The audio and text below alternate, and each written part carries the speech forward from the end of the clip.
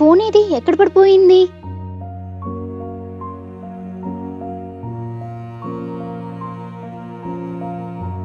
Park దాటి బయటికి పోలేదు, ఇక్కడే ఎక్కడో పడిపోయింది. ఎక్కడ పోయింది?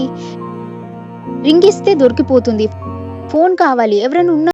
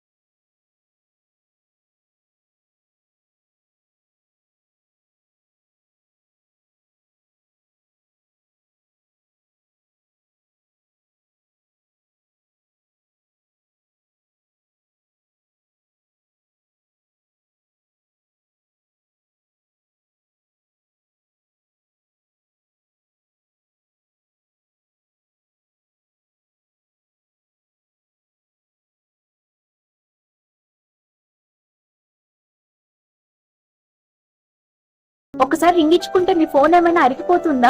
అలా మాట్లాడతారేంటి? నా ఫోన్ నా ఇష్టం. నా ఫోన్ మీద సర్వ హక్కులు నావే. నేను ఇవ్వను. మీకు మేనర్స్ లేదా? పక్క వాళ్ళ ఫోన్ పోగొట్టుకుంటే వాళ్ళ పెయిన్ ప్రాబ్లం అర్థం కాదా?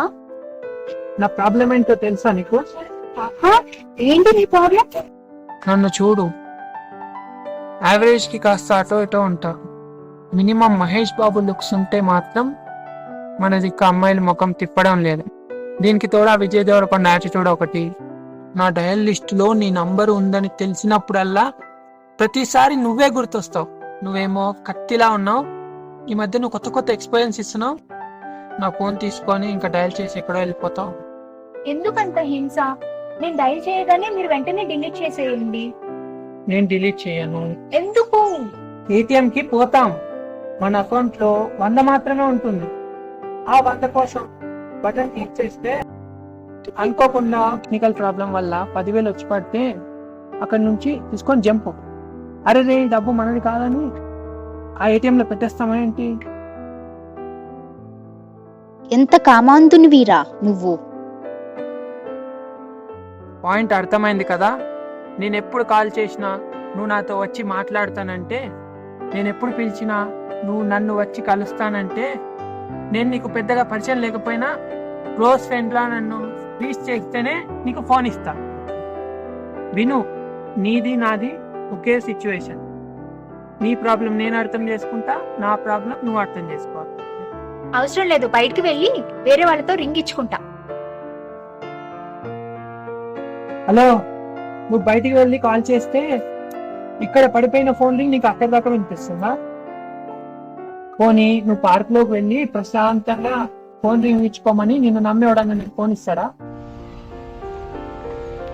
కూలను ఫస్ట్ ఫోన్ దొరకడం ఇంపార్టెంట్, తర్వాత వీడికి చుక్కలు చూపించవచ్చు. ఓకే, మీరు కాల్ చేసినప్పుడు తప్పకుండా మాట్లాడతారు. ఇప్పుడు ఫోన్ నిజమా? నమ్మొచ్చా? ఎస్, 100%. నాకు నమ్మకం లేదమ్మాయి. నువ్వు వచ్చి కాసేపు కూర్చొని కబుర్లు చెప్పొచ్చు కదా. ఫోన్ పోయిన టెన్షన్ ఉన్నప్పుడు కబుర్లు ఎలా చెప్తామండి? ఎక్కువ వద్దు, జస్ట్ 3 విషయాలు చెప్పు చాలు.